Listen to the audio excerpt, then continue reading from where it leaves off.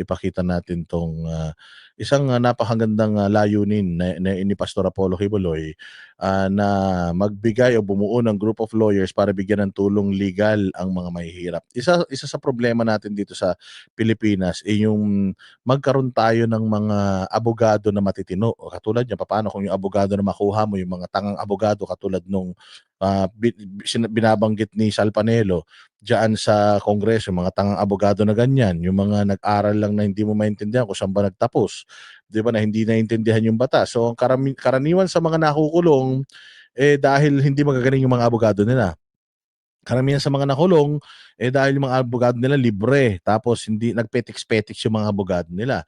Kaya hindi invested sa kanilang mga abogado nila. So ito, maganda rito, si Pastor Apollo Kibuloy susolusyunan niya 'yan. Again, meron siyang solusyon sa lahat ng problema ng Pilipinas na maisip ninyo. Kung ano man yung gusto niyong solusyonan, i-message niyo ako, tapos ipaparating ko rito kay attorney para gumawa si Pastor Apollo Kibuloy ng solusyon dun sa problema na 'yon. May problema tayo sa kalikasan, nagtatanim-tanim na sila ng puno at ginagawa na nila matagal na.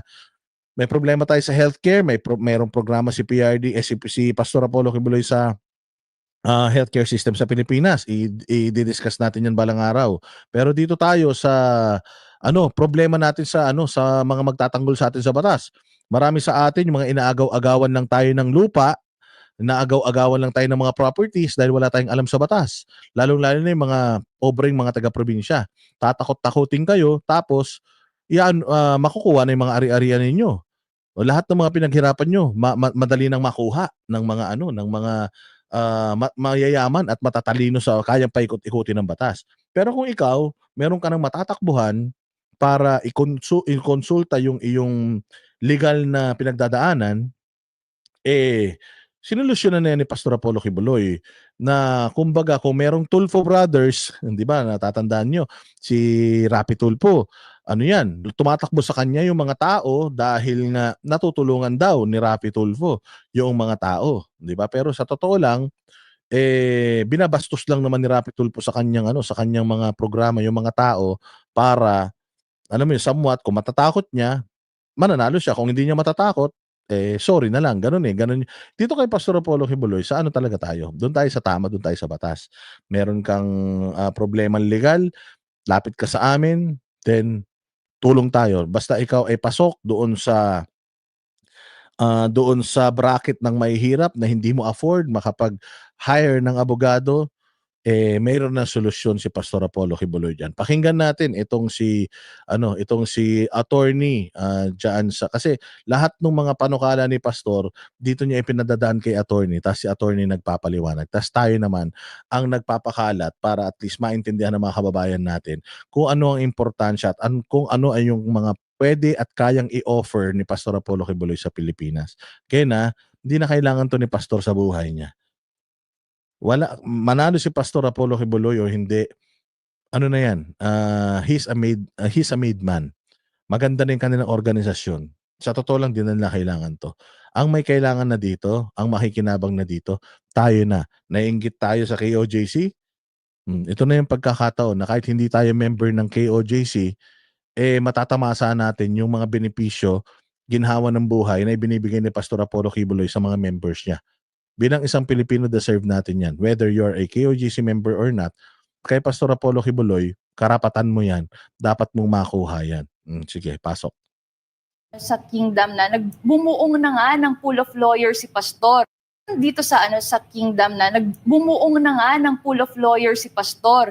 Kasi sabi niya minsan na 100 lawyers at least. Wait, gusto ko lang po ipaalam sa inyo na, ito lalo na yung mga taga-SMNI, nag-aaral po 'yan ng law ngayon.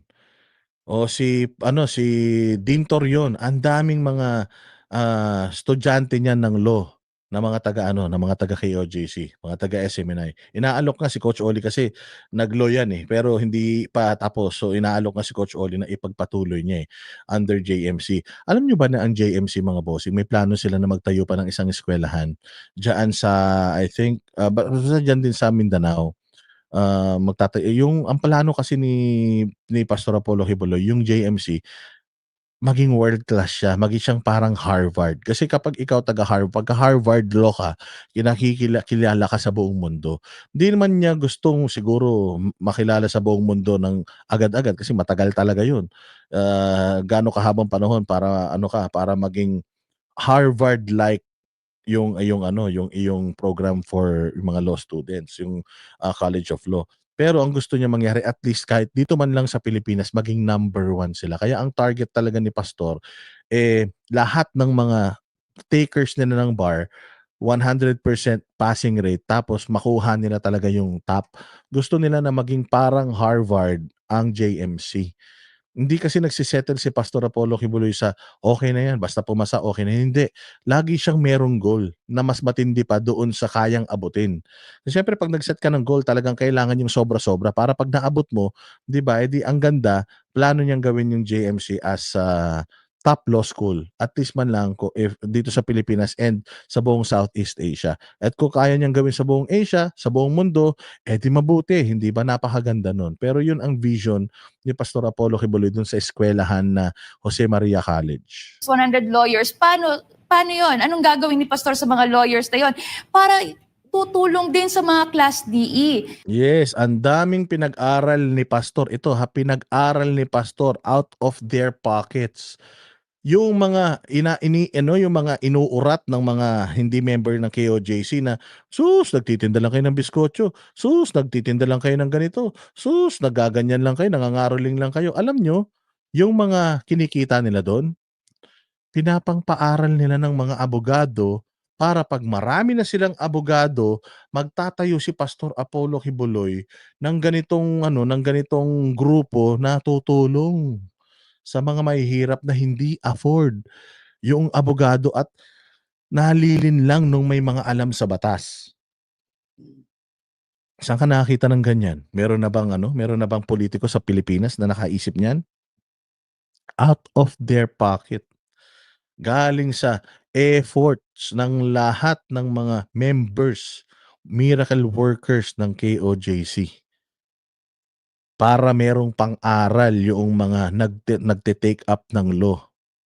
At itong mga magiging mga future lawyers na ito yoong magsiserbisyo sa taong bayan. May kinuhang pondo si pastor sa gobyerno? Wala. So yung paghihirap ng KOJC sa pagtitinda, kung ano man negosyong fundraising ang meron sila, may pakinabang ba sa Pilipinas? Meron. At kung gusto nyo na magtuloy-tuloy, promote natin yung mga ganitong proyekto ni Pastor Apollo Kibuloy. Again wala siyang perang hinihingi sa gobyerno. Yung perang ginagamit nila dito is pinaghirapan nila para sa atin. Saan ka naman? Saan ka makakakita ng ganitong religious organizations? Organization? Wala. Yung ibang mga religious organization, pag nagtayo ng mga ganito, ang makikinabang sila-sila lang. Ang makikinabang mga members lang nila. Pero ito hindi. Buong Pilipinas. Buong Pilipino ang makikinabang nito. Napakaganda, di ba? So ganun po ang puso ni pastor sa pagtulong. Kumbaga, hindi pa siya Napansin niyo si attorney, naka-smile siya. Punong-puno ng kaligayahan si attorney na ipinapaalam sa atin ito because this is really a good news. Buong buo, nakangiti, all smiles na pinipresent sa atin to ni Attorney K. Kasi nga, ang ganda nito. Walang halong korupsyon ito. Makakatulong sa atin ito. Ayaw pa natin? Saan ka naman? Kay Pastor Apollo, posible yan. nung pinlano yon, wala pa siyang plano na tumakbo bilang senador, ha? It really reflects pastor's personality, ang pagiging compassionate niya. Imagine Hannah and Ina, habang nandun si pastor, ang naiisip niya pa ganito. Ang dahilan daw bakit Father's will, kalooban ng Ama na andun si pastor para makita niya kung ano yung kalagayan ng mga nasa preso, ng mga nakadetain, di ba?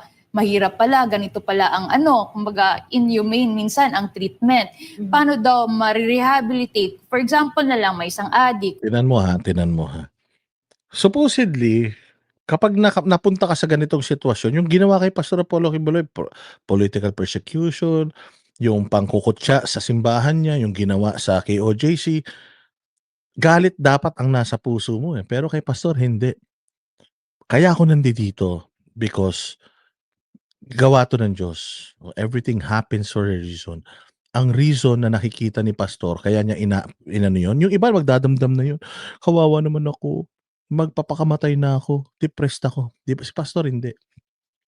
Nung nangyari yun sa kanya, anong ginawa niya, depressed siya? Hindi. Tiningnan niya yung magandang meaning nung nangyari sa kanya.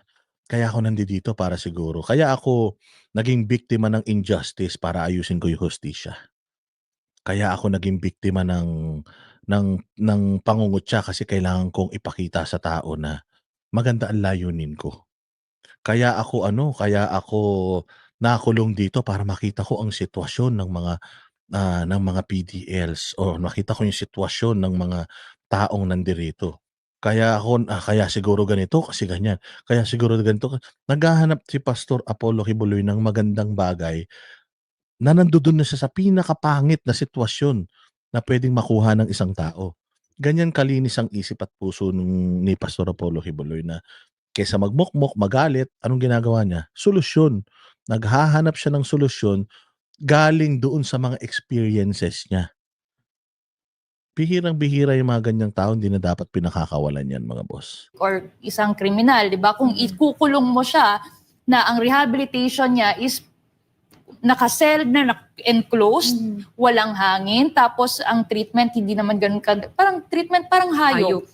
So, ano magiging effect niyan? Instead, ma-rehabilitate siya, magiging beast siya, di ba? Yeah. Kasi ganun ang treatment mo. Katulad po, sabi ni Pastor, sa Kingdom of Jesus Christ po, pag nagkasala ka po, ang dinadala sa Glory Mountain. Yes. Nire-rehabilitate ka, i-re-reconnect ka sa Ama at saka sa true environment. Yun po ang ano mo, alagaan mo, hanggang sa ikaw mismo makarealize na mali nga at ayoko nang ulitin yon. So yun yung rehabilitation. So sabi ni Pastor, ganun siya ka-positive, ganun ka-pure ang heart niya. Walang hatred, hindi niya na biniblame kung sino ang dahilan, bakit andun siya.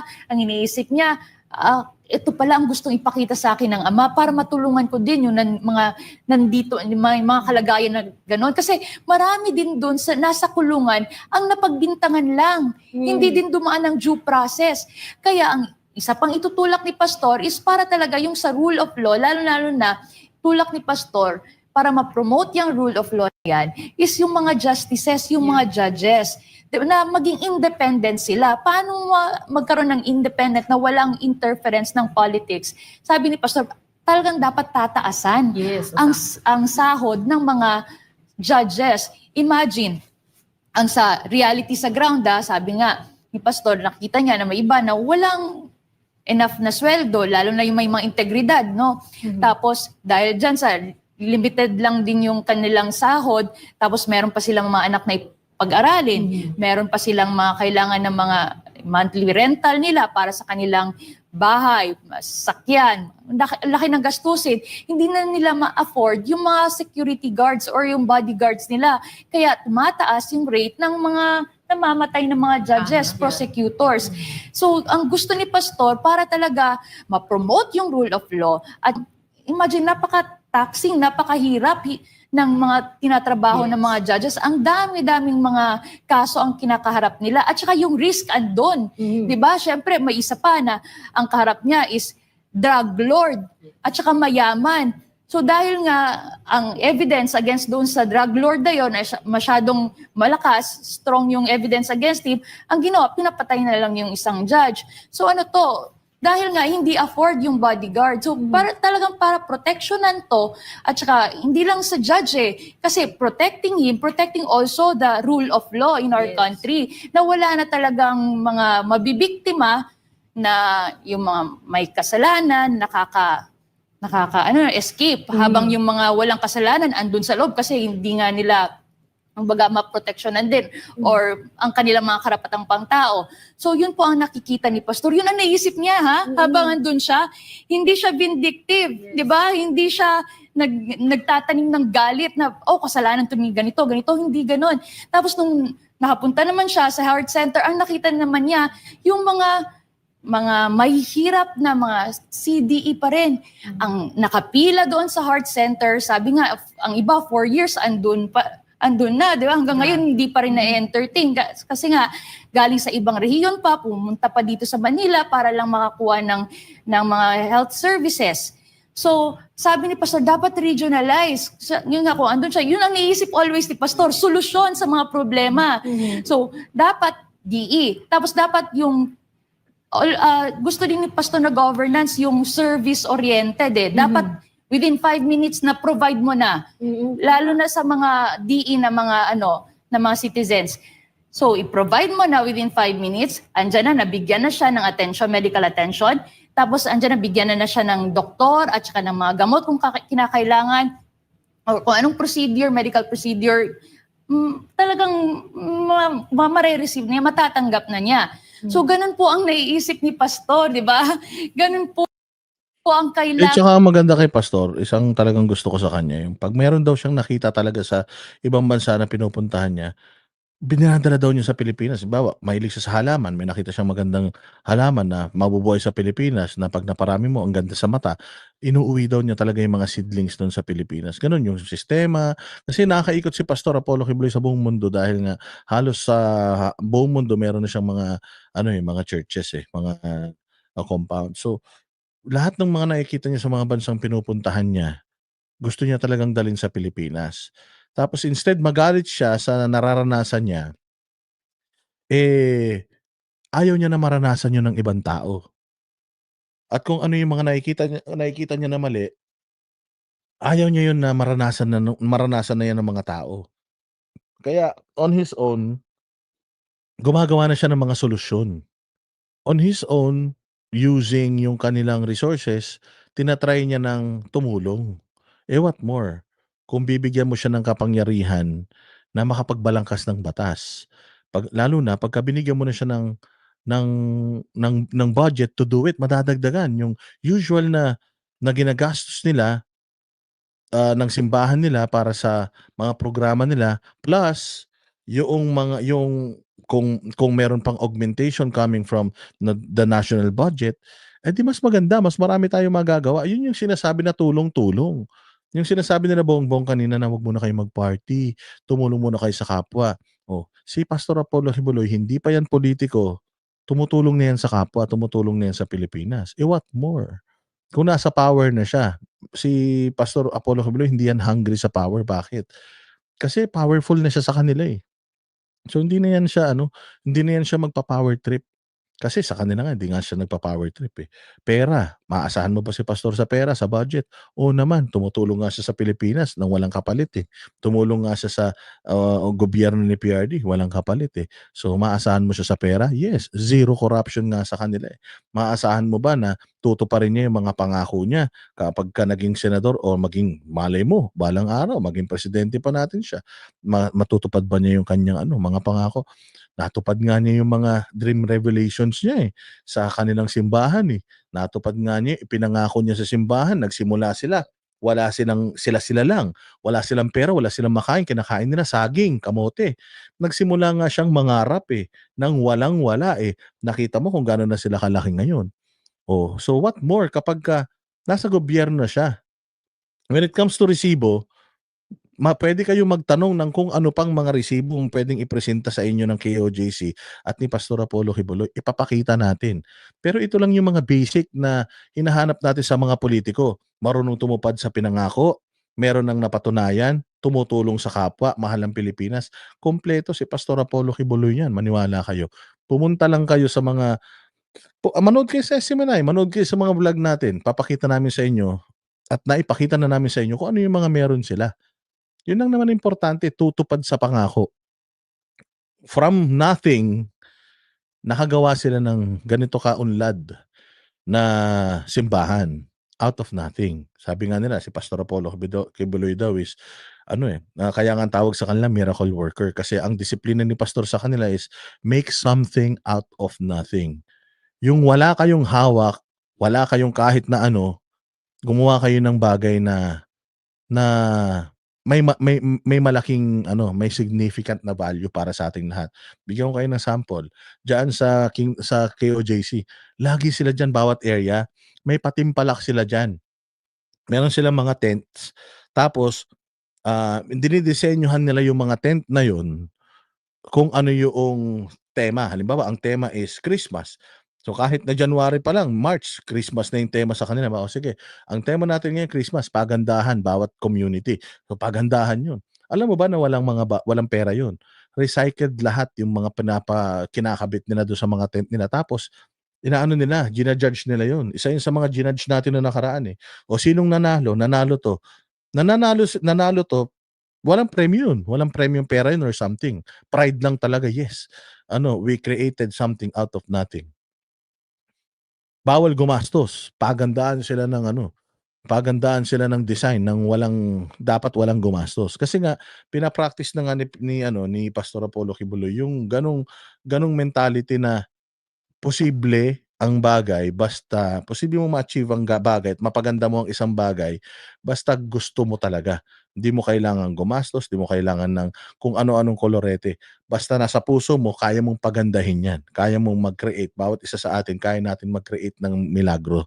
Ganun ang disiplina ni Pastor sa simbahan niya. Kaya ang galing. Kung ano pa yung mga tanong nyo, go, go, go. Sasagutin natin yan.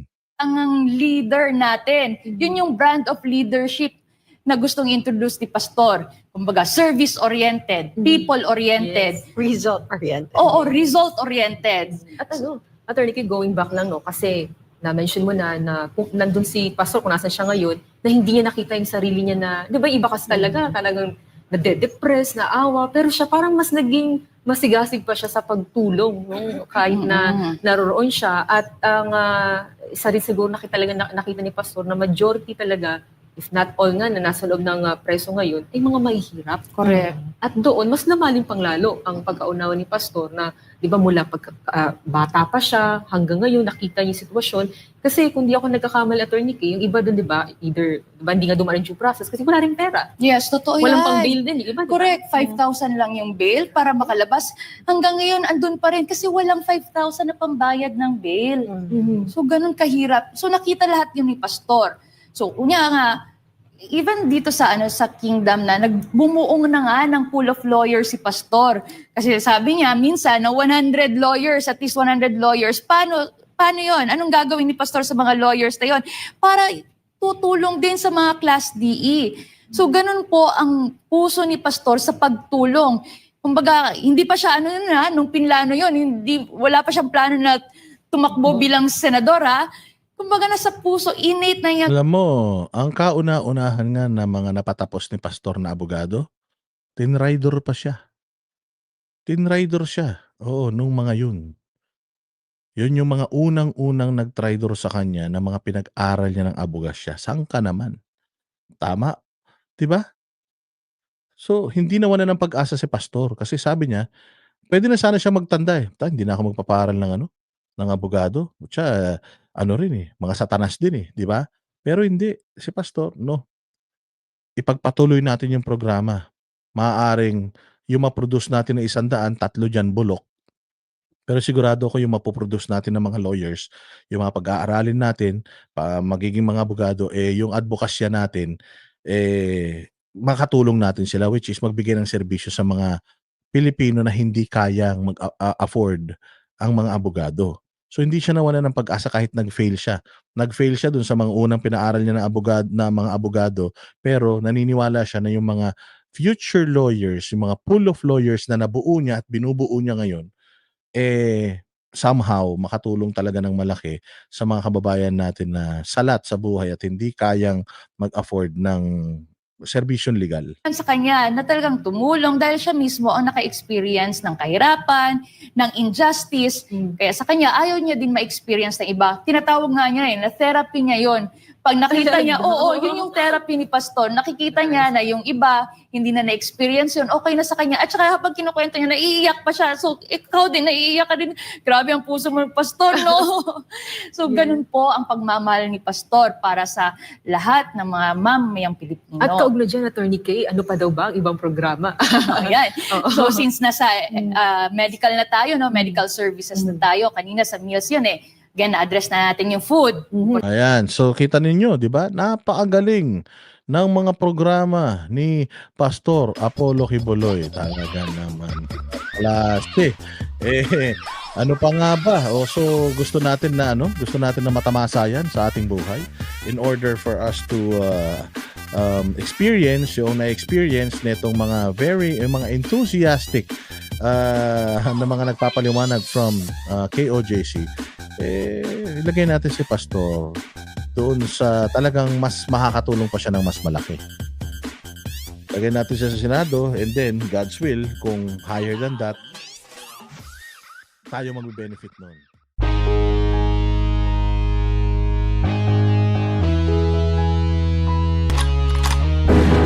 Yan ang banatero, walang inuurungan. Pag tama palakpakan, pag mali ay babanatan.